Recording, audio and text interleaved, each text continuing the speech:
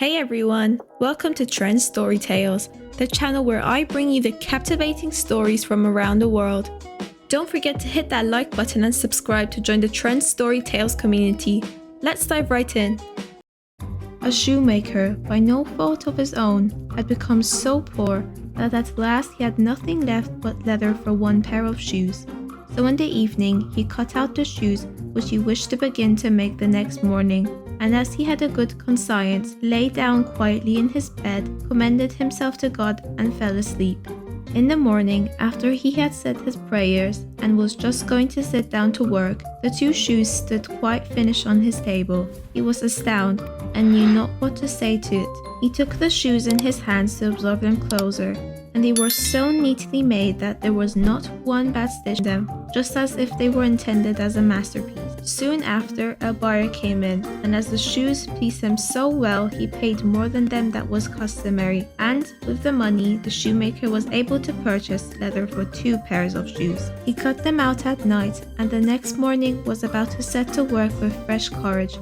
But he had no need to do so, for when he got up, they were already made. And buyers were also not waiting, who gave him money enough to buy leather for 4 pairs of shoes. The following morning too, he found the 4 pairs made, and so it went on constantly.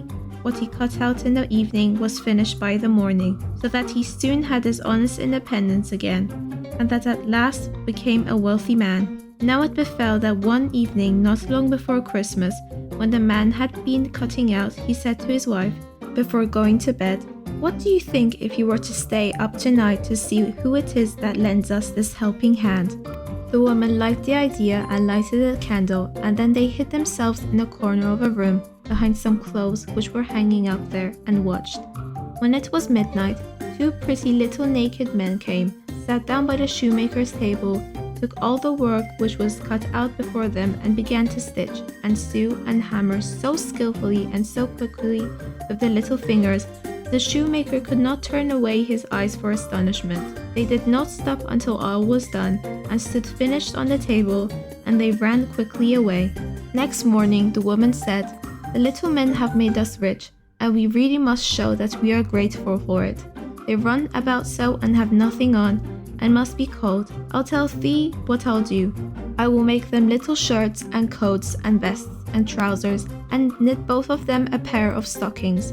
And do thou, too, make them 2 little pairs of shoes." Man said, "I shall be very glad to do it." And one night, when everything was ready, they laid their presents all together on the table instead of the cut-out work, and then concealed themselves to see how the little men would behave.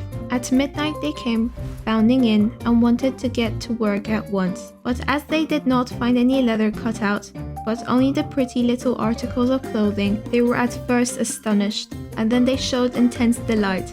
They dressed themselves with the greatest rapidity, putting the pretty clothes on and singing, "Now we are boys so fine to see, why should we longer cobblers be?" Then they danced and skipped and leaped over chairs and benches. At last they danced out of doors. From that time forth they came no more, but as long as the shoemaker lived, all went well with him, and all his undertakings prospered.